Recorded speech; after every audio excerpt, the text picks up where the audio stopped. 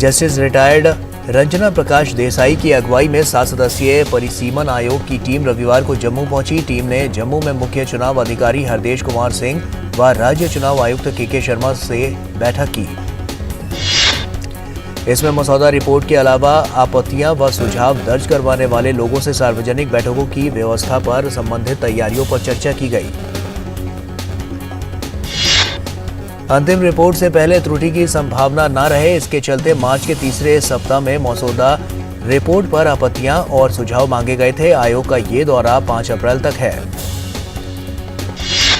देश के उत्तरी भाग में गर्मी का प्रकोप शुरू हो गया है। मौसम विभाग के अनुसार पश्चिमी राजस्थान, उत्तर प्रदेश, पूर्वी राजस्थान और पश्चिम मध्य प्रदेश के कुछ भागों में अगले 10 दिनों तक लू का प्रकोप देखने को मिल सकता है।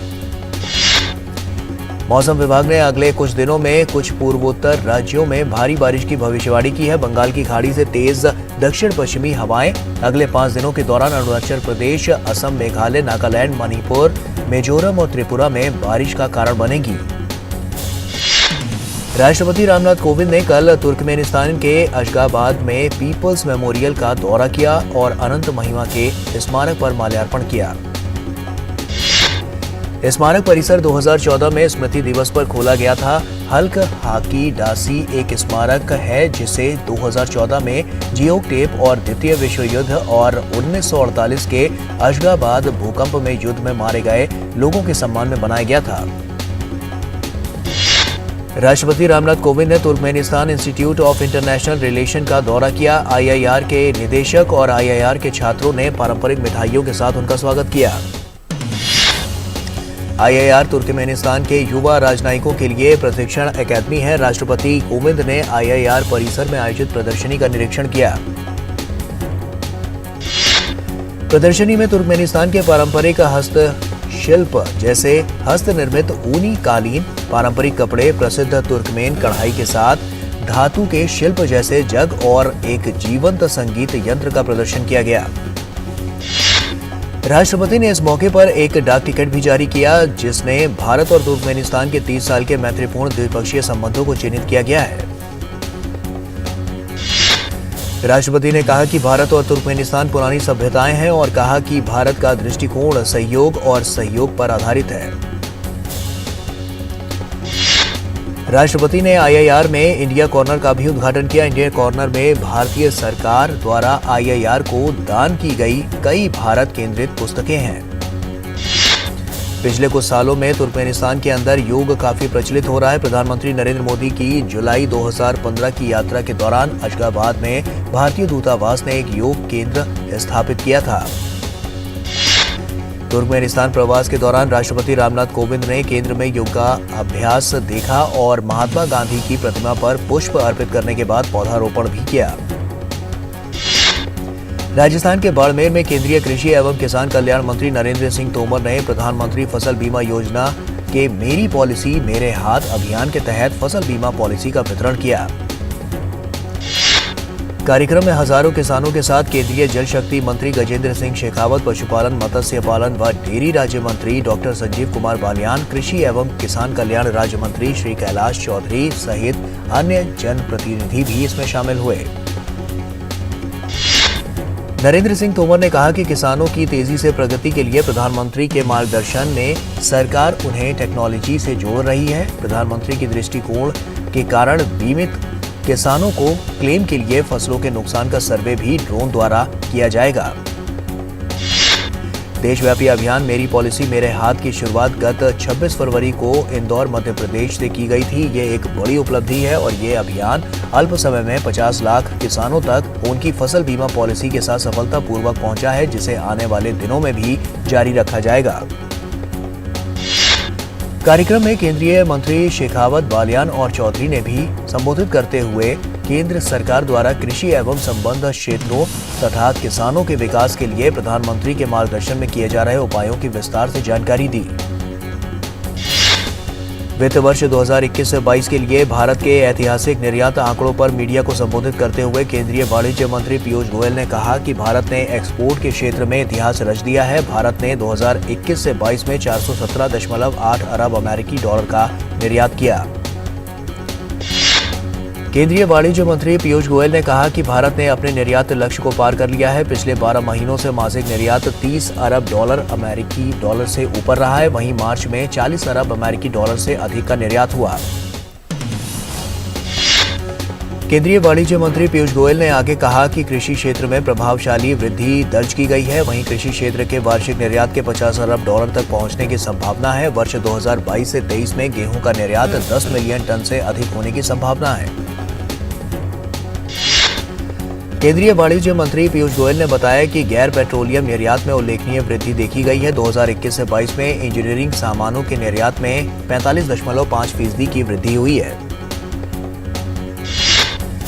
सरकार ने अब निर्यात की सुविधा के लिए जिला स्तर पर निर्यात बुनियादी ढांचे और लॉजिस्टिक्स को मजबूत करने के लिए जिला निर्यात केंद्र पहल शुरू करने जा रही है। वहीं केंद्रीय वाणिज्य मंत्री पीयूष गोयल ने कहा कि हम ओडीओपी और पीएलआई के माध्यम से हर जिले में निर्यात के बारे में जागरूकता पैदा करने में सफल रहे हैं।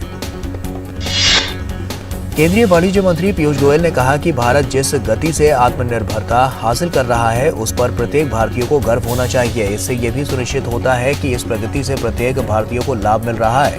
उन्होंने कहा कि भारत प्रधानमंत्री के नेतृत्व में इस शानदार लक्ष्य को हासिल करने में सफल रहा है। टाटा ग्रुप अपने ऐप टाटा न्यू को 7 अप्रैल को लॉन्च करेगा। 7 अप्रैल से इस ऐप को गूगल प्ले स्टोर से डाउनलोड किया जा सकता है। टाटा के न्यू ऐप से एयरलाइंस का टिकट, होटल्स, दवाओं और किराने का सामान एक प्लेटफॉर्म पर प्राप्त किया जा सकता है। लोग टाटा पे का उपयोग करके किसी भी ऑनलाइन और इन स्टोर खरीदारी एवं बिलों के लिए तुरंत भुगतान कर सकते हैं। सेना प्रमुख जनरल मनोज एम नरवणे 4 से 6 अप्रैल तक सिंगापुर के 3 दिन के दौरे पर रहेंगे। वहीं 4 अप्रैल को जनरल नरवणे क्रांची युद्ध स्मारक पर माल्यार्पण करेंगे। वे भारत सिंगापुर रक्षा संबंधों को बढ़ाने पर चर्चा के लिए सिंगापुर के रक्षा मंत्री और सेना प्रमुख के साथ भी बैठक करेंगे।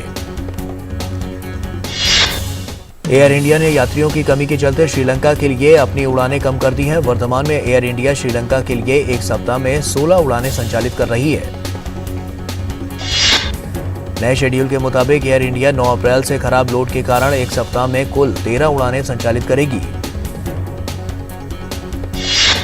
पाकिस्तान में राजनीतिक संकट घटनाक्रम चौंकाने वाला रहा। पूरे दिन राजनीतिक उठापटक, विरोध प्रदर्शन और तमाम रणनीतिक दांव-पेच के बीच प्रधानमंत्री इमरान खान को पद से हटना पड़ा है। पाकिस्तान कैबिनेट सचिवालय ने इस बाबत एक नोटिफिकेशन जारी कर उन्हें पद से हटाया है।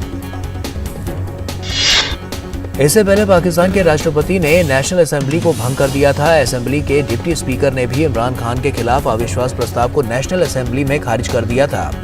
लेकिन कैबिनेट सचिवालय की ओर से नोटिफिकेशन जारी कर इमरान को प्रधानमंत्री पद से हटा दिया गया है। पड़ोसी देश श्रीलंका में गंभीर आर्थिक संकट के बीच हालात बदतर होते जा रहे हैं। श्रीलंका में 36 घंटे के कर्फ्यू के दौरान प्रदर्शन और विरोध के बीच प्रदर्शनकारियों को रोकने के लिए आंसू गैस के गोले छोड़े गए और 664 लोगों को गिरफ्तार किया गया। इस बीच श्रीलंका के प्रधानमंत्री महिंदा राजपक्षे के इस्तीफा देने की अटकलों ने जोर पकड़ा है, जिसे प्रधानमंत्री कार्यालय ने खारिज करते हुए कहा है कि ऐसी खबरें झूठी हैं, ऐसी कोई योजना नहीं है। और यहाँ वक्त हो चला एक छोटे से ब्रेक का, जल्द लौटते हैं। सनफ्लेम होम अप्लायंसेज, सबकी पहली पसंद। Sunflame, the clear choice. तो ब्रेक के बाद एक बार फिर से आप सभी का स्वागत है। आइए खबरों में आगे बढ़ते हैं। और वहीं कल देर रात श्रीलंका के प्रधानमंत्री महिंदा राजपक्षे के बेटे नमल राजपक्षे ने अपने सभी पोर्टफोलियो से इस्तीफा दे दिया है। वहीं नमल ने ट्वीट करके इस्तीफा देने की जानकारी दी। इसके साथ ही श्रीलंका में कल रात सभी कैबिनेट मंत्रियों ने त्यागपत्र दे दिया। राजनीतिक विशेषज्ञों का कहना है कि देश में आर्थिक संकट से निपटने में सरकार की कथित नाकामयाबी पर जनता के आक्रोश को देखते हुए मंत्रियों ने यह कदम उठाया है। यूक्रेन की राजधानी कीव के पास क्षेत्र बूचा समेत अन्य कस्बों और गांवों में नागरिकों के शव मिलने व नरसंहार के बाद यूक्रेन में रूसी सेना की आलोचना व निंदा तेज हो गई है। अमेरिका, फ्रांस और जर्मनी ने इसे गंभीर युद्ध अपराध मानते हुए रूस की कड़ी निंदा की है, जबकि यूक्रेन के राष्ट्रपति व्लादिमीर ज़ेलेंस्की ने इस नरसंहार के लिए रूस की निंदा करते हुए अंतर्राष्ट्रीय समुदाय से उस पर और प्रतिबंध बढ़ाने की मांग की है। हालांकि रूस ने नागरिकों की सामूहिक हत्या में उनके सैनिकों के हाथ होने से इनकार कर दिया है। गौरतलब है कि बूचा में करीब 300 लोगों की सामूहिक कब्र होने का पता चला है। यूक्रेन के विदेश मंत्री दमित्री कुलेबा ने बूचा शहर में नागरिकों की हत्याओं को 21वीं सदी का सबसे क्रूरतापूर्ण अत्याचार करार दिया है। जर्मन चांसलर ओलाफ स्कोल्स ने रूसी सैनिकों द्वारा किए गए नृशंसता पर कहा है कि पश्चिमी सहयोगी रूस पर आने वाले दिनों में और कड़े प्रतिबंध लगाने पर सहमत होंगे। इस बीच यूक्रेन के बूचा शहर की उपग्रह से ली गई तस्वीरों में एक चर्च के मैदान में खोदी गई लगभग 14 मीटर लंबी खाई दिखाई दे रही है, जहां रविवार को अमेरिका की एक निजी कंपनी के अनुसार एक सामूहिक कब्र की पहचान की गई है। संयुक्त राष्ट्र महासचिव एंटोनियो गुटेरेस ने कहा है कि वो यूक्रेनी शहर बूचा में मारे गए लोगों की तस्वीरें देखकर स्तब्ध हैं। गुटेरेस ने इस मामले में निष्पक्ष जांच का आह्वान किया है। पोप फ्रांसिस ने एक बार फिर कहा है कि वो कीव की यात्रा करने के लिए तैयार हैं, लेकिन उन्होंने कहा है कि क्या ये संभव होगा। वो माल्टा से लौट रहे विमान में पत्रकारों से बात कर रहे थे। इस बीच कनाडा में भी रूस के खिलाफ लोग सड़कों पर उतर आए हैं। वहीं सैकड़ों लोगों ने टोरंटो में यूक्रेन पर रूस के हमले का उसके विरोध में मार्च निकाला है। रूस पर बूचा शहर में नरसंहार के आरोपों के बाद रूस के खिलाफ ये मार्च निकाला गया है। यूक्रेन में रूस की लगातार सैन्य कार्रवाइयों के बीच सोमवार को जारी एक ड्रोन फुटेज में मारियोपोल में बड़े पैमाने पर बर्बादी दिखाई गई है। शहर में फंसे नागरिक भोजन, बिजली और पानी के संकट के बीच बेसमेंट में शरण लिए हुए हैं। रूसी सैनिकों के शहर के आसपास से हटने के बाद कीव निवासी फिर से बाहर निकल रहे हैं। गौरतलब है कि रूस ने इस हफ्ते घोषणा की थी कि वो कीव के पास अपनी सैन्य गतिविधियों में भारी कमी करेगा। तालिबान के सर्वोच्च नेता ने दुनिया के सबसे बड़े अफीम उत्पादक अफगानिस्तान में नशीले पदार्थों की खेती पर प्रतिबंध लगा दिया है। जारी आदेश में कहा गया कि अन्य नशीले पदार्थों के उत्पादन, उपयोग या परिवहन पर प्रतिबंध लगा दिया गया है। हंगरी में विक्टर ऑर्बन ने रविवार को 199 सदस्यीय संसद में 135 सीटें जीतकर देश के प्रधानमंत्री के रूप में लगातार चौथी बार जीत हासिल की है। कैलिफोर्निया के सैक्रामेंटो में एक गोलीबारी की घटना में 6 लोगों की मौत हो गई है, जबकि कम से कम 9 लोग इसमें घायल हुए हैं। पुलिस ने ट्वीट कर कहा है कि गोलीबारी में अधिकारियों ने कम से कम 15 पीड़ितों का पता लगाया है, जिनमें 6 लोग मारे गए हैं। ट्विटर पर जारी एक वीडियो में लोगों को सड़क पर भागते हुए दिखाया गया है। भागते हुए लोगों के बीच गोलियों की आवाज सुनी जा सकती है। पुलिस मामले की छानबीन कर रही है। कोस्टा रिका के नागरिकों ने भी रविवार को राष्ट्रपति चुनाव के लिए मतदान किया। कोस्टा रिका विश्वविद्यालय के अनुसार लोगों ने लंबे समय तक विश्व बैंक के अधिकारी रहे रोड्रिगो चावेज के समर्थन में मतदान किया। इक्वाडोर की एक जेल में हुई हिंसा पर सरकार ने जानकारी देते हुए कहा कि गिरोह के टकराव के दौरान कम से कम 12 कैदियों की मौत हो गई है और 10 अन्य घायल हो गए हैं। जॉर्डन प्रिंस हमजा बिन अल हुसैन अपनी प्रिंस की उपाधि छोड़ रहे हैं। उन्होंने रविवार को एक बयान जारी कर यह बात कही। ब्राजील के रियो डी जनेरियो प्रांत में रविवार को हुई भारी बारिश में कम से कम 16 लोगों की मौत हो गई है और 8 से 10 लोग लापता हो गए हैं। भारी बारिश के कारण रियो डी जनेरियो शहर और आंग्रा डॉस रीस शहर के बीच भूस्खलन भी हुआ है। दुनिया भर के देशों की कोरोना महामारी के खिलाफ जंग अभी भी जारी है। दुनिया भर में कोरोना मामलों की संख्या बढ़कर 49 करोड़ 15 लाख के पार पहुंच गई है। वहीं 61,75,000 से ज्यादा लोगों की मौत हो चुकी है। कोरोना के कल सबसे ज्यादा मामले दक्षिण कोरिया में दर्ज किए गए। सरकार ने 2 लाख से ज्यादा कोविड के नए मामलों की पुष्टि की है। वहीं 306 कोरोना मरीजों की मौत की सूचना दी गई है। वहीं फ्रांस में भी कोरोना के कल 1 लाख से ज्यादा मामले दर्ज होने की पुष्टि हो गई है। 31 कोरोना मरीजों की मौत की सूचना भी दी गई है। अमेरिका सबसे ज्यादा संक्रमितों और मौतों के साथ दुनिया के पहले पायदान पर बना हुआ है। अमेरिका में कल 5,000 से ज्यादा नए मामले दर्ज किए गए। वहीं 22 लोगों की मौत हो गई। आईपीएल 2022 के 11वें मुकाबले में पंजाब किंग्स ने चेन्नई सुपर किंग्स को 54 रनों से मात दी। प्रतियोगिता में पंजाब की ये टूर्नामेंट में दूसरी जीत है। पंजाब ने इस मुकाबले में पहले बल्लेबाजी करते हुए सीएसके के सामने 181 रनों का लक्ष्य रखा था, जिसके सामने चेन्नई की पूरी टीम 126 रनों पर ही ढेर हो गई। पंजाब के लिए लिविंगस्टोन ने 60 रनों की तूफानी पारी खेलने के साथ 2 विकेट भी लिए। इस ऑलराउंड परफॉर्मेंस की वजह से उन्हें मैन ऑफ द मैच के अवार्ड से नवाजा गया। टूर्नामेंट में निराशाजनक शुरुआत करने वाले चेन्नई सुपर किंग्स की हार की हैट्रिक हो गई है। पॉइंट्स टेबल में खाता न खोलने वाली सीएसके 9वें पायदान पर है। आईपीएल में आज खेले जाने वाले मुकाबले में सनराइजर्स हैदराबाद और लखनऊ सुपर जॉइंट्स आमने सामने हैं। हैदराबाद की टीम ने सीजन में अब तक सिर्फ एक मुकाबला खेला है, जिसमें उसको हार का सामना करना पड़ा था। लखनऊ की टीम अपने 2 मुकाबले खेल चुकी है, जिसमें उसको एक में जीत मिली, वहीं एक मैच में उसको शिकस्त से 2-4 होना पड़ा है। केरल की ओलंपियन मुरली श्रीशंकर और तमिलनाडु की जैस्मिन एल्ड्रिन ने कोझिकोड में 25वीं राष्ट्रीय महासंघ कप एथलेटिक्स प्रतियोगिता की पुरुषों की लंबी कूद श्रेणी में एक नया कीर्तिमान स्थापित किया है। 20 वर्षीय जैस्मिन एल्ड्रिन ने अपने दूसरे प्रयास में 8.37 मीटर की छलांग लगाकर 25वीं राष्ट्रीय महासंघ कप एथलेटिक्स प्रतियोगिता में स्वर्ण पदक जीता। 25वीं राष्ट्रीय महासंघ कप एथलेटिक्स प्रतियोगिता में 23 वर्षीय श्रीशंकर अपने तीसरे प्रयास में 8.36 मीटर की कूद के साथ सिल्वर पर उन्होंने कब्जा किया। प्रतियोगिता में श्रीशंकर ने 8.36 मीटर के प्रदर्शन के साथ पुरुषों की लंबी कूद का अपना ही राष्ट्रीय रिकॉर्ड को तोड़ा। लंबी कूद प्रतियोगिता के नियमों के चलते जैस्मिन एल्ड्रिन की 8.37 मीटर की कूद को राष्ट्रीय रिकॉर्ड के रूप में नहीं माना गया। ऑस्ट्रेलिया महिला क्रिकेट टीम ने इंग्लैंड को 71 रनों से हराकर आईसीसी महिला वनडे विश्व कप 2022 का खिताब 7वीं बार अपने नाम कर लिया। ऑस्ट्रेलिया द्वारा दिए गए 357 रनों के लक्ष्य का पीछा करते हुए उतरी इंग्लैंड की टीम 43.4 ओवर में अपने सभी विकेट गंवाकर 285 रन ही बना पाई।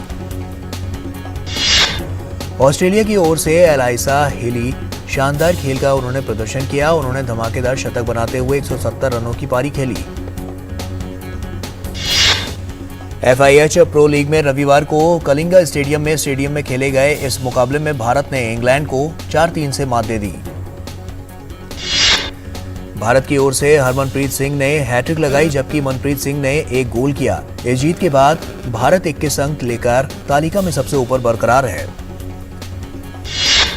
भारतीय महिला हॉकी टीम जर्मनी को 2-1 से हराकर मौजूदा एफआईएच जूनियर महिला विश्व कप में लगातार दूसरी जीत उन्होंने दर्ज की। भारत की ओर से लाल रेमसियामी और मुमताज खान ने एक-एक गोल करके भारत को अपने दूसरे पूल डी मैच में शानदार जीत दिलाई। इस जीत के साथ सलेमा टेटे की अगुवाई वाली भारतीय टीम ने प्रतियोगिता में अपना क्वार्टर फाइनल स्थान का पक्का कर लिया है। पंजाब के अमृतसर में महाराजा रणजीत सिंह समर पैलेस को पर्यटकों के लिए 16 साल के बाद फिर से खोल दिया गया है। 2006 से लेकर अभी तक महाराजा रणजीत सिंह समर पैलेस में रेनोवेशन का काम चल रहा था। इस समर पैलेस में महाराजा रणजीत सिंह की सारी जीवनी दर्शाई गई है। गुजरात के सूरत में हाफ मैराथन का आयोजन किया गया। इस हाफ मैराथन में सूरत के 2000 से अधिक लोगों ने हिस्सा लिया। इस दौरान राज्य के गृह मंत्री हर्ष संघवी भी मौजूद रहे। जम्मू कश्मीर में सीआरपीएफ की 110 बटालियन ने पुलवामा में भव्य मेले का आयोजन किया। इस यूनिट का स्थापना दिवस 8 अप्रैल को है। मेले में अलग अलग फूड स्टॉल, खेल का स्टॉल, मेडिकल स्टॉल आदि हैं। मध्य प्रदेश के इंदौर में एक स्क्रैप कलाकार देवल वर्मा औद्योगिक और मेटल स्क्रैप का इस्तेमाल कर आकर्षक चीजें बनाते हैं। वे पिछले 5 सालों में ये काम कर रहे हैं और करीब 6000 किलो से अधिक मेटल को रिसाइकिल कर चुके हैं। असम के करीमगंज की 9वीं कक्षा के छात्र अंकुरित कर्माकर ने नेत्रहीन लोगों के लिए एक सेंसर वाला स्मार्ट जूता बनाया। स्मार्ट जूता नेत्रहीन लोगों के रास्ते में आने वाली कोई बाधा को जूते में लगे सेंसर से पता लगा लेगा और बजर अलर्ट कर देगा। लॉस वेगस में चल रहे 64वें ग्रैमी पुरस्कार समारोह में लीव द डोर ओपन ने सॉन्ग ऑफ द ईयर का ग्रैमी पुरस्कार अपने नाम किया। ये गीत ब्रूनो मार्स और एंडरसन पार्क की जोड़ी ने कंपोज किया है।